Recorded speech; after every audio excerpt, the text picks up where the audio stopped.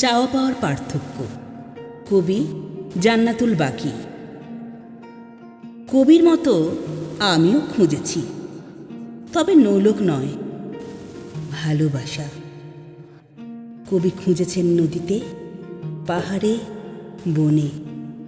আমি খুঁজেছি মানুষের মনে। কবি পেয়েছিলেন স্বাধীনতা, কিন্তু আমি পাইনি মানবতা। আমি একটি স্থানে খুঁজেছি যেখানে থাকারই কথা।